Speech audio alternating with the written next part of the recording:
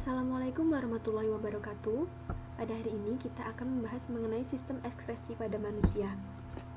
Sistem ekskresi merupakan mekanisme tubuh untuk mengeluarkan zat sisa metabolisme. Zat sisa metabolisme ini bersifat beracun bagi tubuh jika tidak dikeluarkan. Dan jika dibiarkan secara terus-menerus akan merusak berbagai organ dalam tubuh, bahkan dapat menyebabkan kematian. Sistem ekskresi, sekresi, dan juga defekasi itu berbeda. Sekresi merupakan pengeluaran zat-zat yang masih dibutuhkan tubuh, seperti enzim, hormon, dan juga air liur. Sedangkan defekasi merupakan pengeluaran zat sisa pencernaan makanan berupa feses. Organ-organ ekskresi dalam tubuh manusia ada 4. Yang pertama yaitu ginjal. Ginjal akan mengekskresikan urin. Kulit akan mengekskresikan keringat dan juga minyak. Paru-paru mengeluarkan zat sisa berupa CO2 atau karbon dioksida dan juga H2O atau uap air, dan hati akan mengeluarkan bilirubin yang merupakan bahan sisa dari pemecahan sel darah merah yang sudah tua. Agar dapat menghafal dari organ-organ ekskresi ini dapat disingkat menjadi ginjal kupahat, yang terdiri dari ginjal, ku merupakan kulit, pa adalah paru-paru, dan juga hat adalah hati. Ginjal merupakan salah satu alat ekskresi yang berfungsi untuk menyaring zat-zat sisa metabolisme dalam darah. Selain itu, ginjal juga dapat menjaga tekanan osmosis darah dengan cara mengatur keseimbangan garam-garam dalam tubuh. Yang ketiga, ginjal dapat menjaga pH darah. Yang keempat, menghasilkan urin. Ginjal terletak di kanan dan kiri tulang pinggang, yaitu di dalam rongga perut pada dinding tubuh bagian belakang atau dorsal. Ginjal sebelah kiri letaknya lebih tinggi daripada ginjal sebelah kanan. Ginjal berbentuk seperti biji kacang merah. Nah, darah akan masuk ke dalam ginjal melalui pembuluh arteri besar dan akan keluar dari ginjal melalui pembuluh vena besar. Ini biru. Apabila sebuah ginjal dipotong melintang, maka penampakannya akan seperti ini. Bagian luar disebut dengan korteks atau kulit ginjal, bawahnya merupakan medula renalis atau sumsum ginjal, dan bagian dalam terdapat rongga yang disebut dengan rongga ginjal atau pelvis renalis. Yang ini ya. Sedangkan yang ini adalah ureter. Ureter merupakan saluran dari ginjal menuju kandung kemih.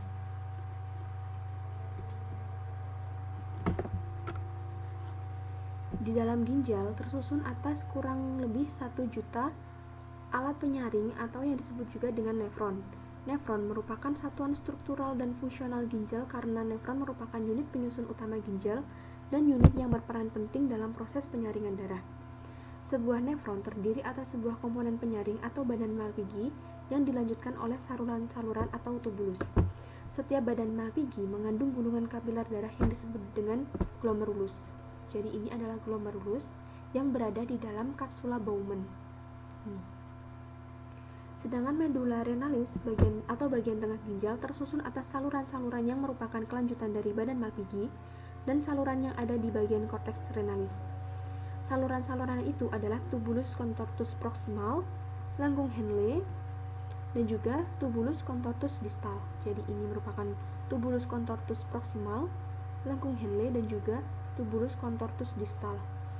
Lengkung Henle adalah saluran ginjal yang melengkung pada daerah medula yang menghubungkan tubulus proximal dengan tubulus distal. Pelvis renalis atau rongga ginjal berfungsi sebagai penampung urin sementara sebelum keluar melalui ureter. Dan di sini adalah ureter. Panjang ureter memiliki kurang lebih panjangnya yaitu 25 hingga 30 cm dengan diameter 3 hingga 4 mm.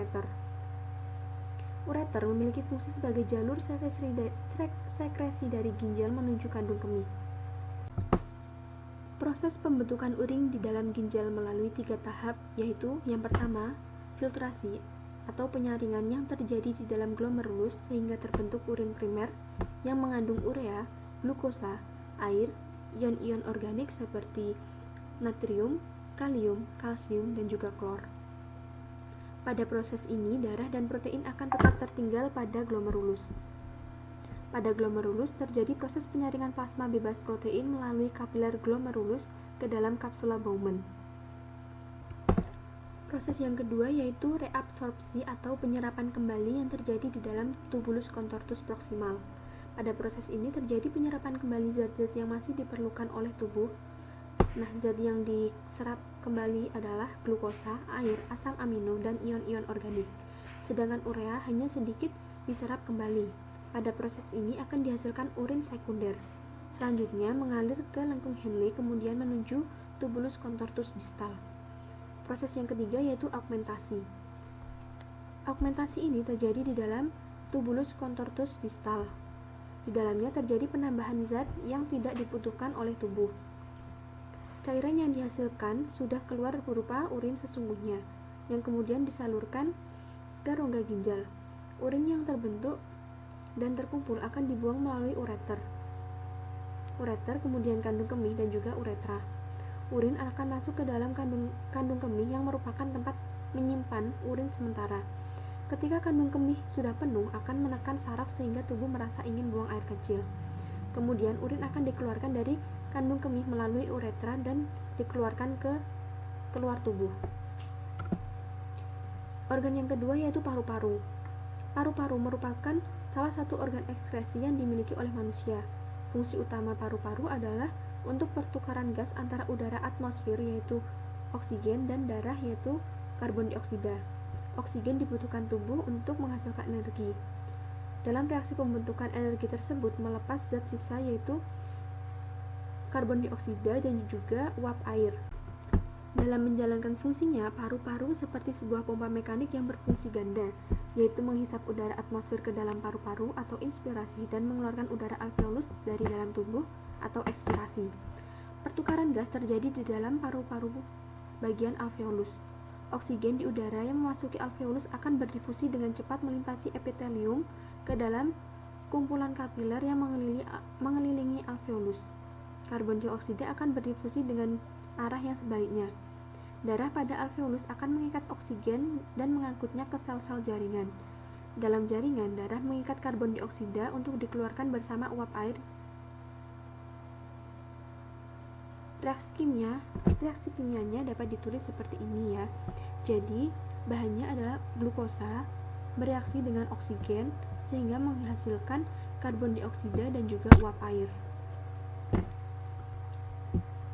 Sekian untuk materi hari ini, kurang lebihnya saya mohon maaf. Wassalamualaikum warahmatullahi wabarakatuh.